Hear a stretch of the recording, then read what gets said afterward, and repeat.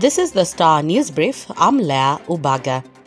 President Uhuru Kenyatta and ODM boss Raila Odinga are set for a political showdown with Deputy President William Ruto as the handshake partners release the BBI report next week. The Star has established that Uhuru and Raila are set to release the much-awaited report and have already lined up a series of sanitation meetings with the cabinet and parliamentary leadership ahead of the D-Day. Sources private to the preparations intimated that all is set for the handover of the report to the leaders by the Building Bridges Initiative Task Force chaired by Garissa Senator Yusuf Haji. However, Ruto and his allies have vowed to reject the report that seeks to change the country's governance structure, effectively setting the stage for a grueling political battle.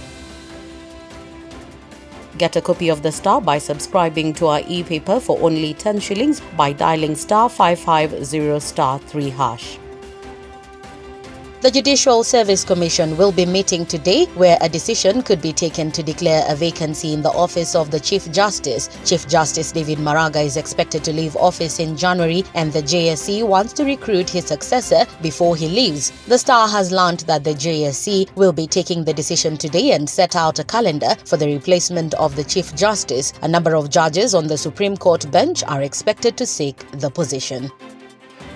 Former Gatanga MP Peter Kenneth is facing a litmus test. Can he unite and persuade Mount Kenya to back ODM leader Raila Odinga for president? If so, he could become Raila's running mate and possibly Mount Kenya kingpin. There are a lot of ifs. Last Saturday, Kenneth, commonly referred to as PK, led a 500-member delegation of elders and leaders from Central for a meeting with Raila at his Bondo home. The meeting was seen as part of breaking the ice between the Agikuyu and Luo, two communities whose historical animosity dates to post-independence. However, Kenneth's political move has elicited reservations from his competitors who want to succeed President Kenyatta as Mount Kenya kingpin.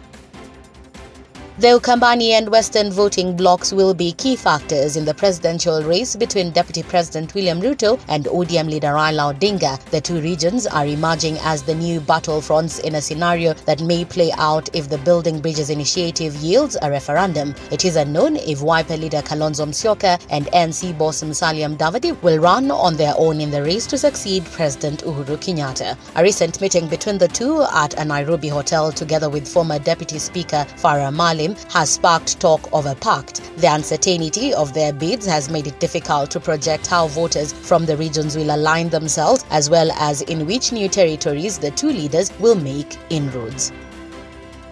College and university students will be handed a reprieve if a bill slashing interest charged on higher education loans to 3% is enacted. The Higher Education Loans Board Amendment Bill 2020 also increases the grace period for repayment of the loan to 5 years. The bill reduces interest on the loans from the current 4% to 3% and shields the jobless graduates from fines imposed on defaulters. Currently, HELB loan beneficiaries are required to start repaying the loans within the first year of completing their studies or graduating, a requirement that has left thousands of jobless beneficiaries in default.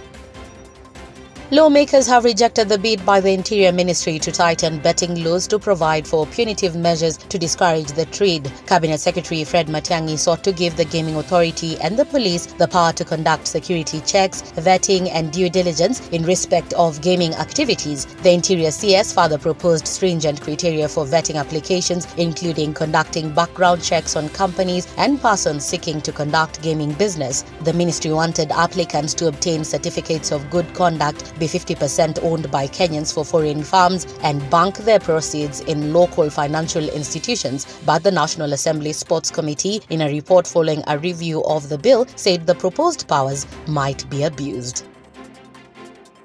Get a copy of the Star by subscribing to our e-paper for only 10 shillings by dialing *550*3#.